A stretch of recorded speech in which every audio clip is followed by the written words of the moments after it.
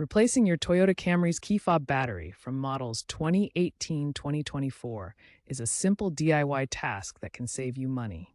These models use a CR2032 3V lithium coin cell battery. You'll need a new CR2032 battery, a small flathead screwdriver or plastic pry tool, and a soft cloth. The process takes about 5 to 10 minutes. First, gather your tools and new battery. Ensure your car is off and the keys are removed. This prevents accidental locking and other issues. Locate the notch or screw on the back of your key fob near the keyring. Gently pry the two halves of the fob apart using your tool.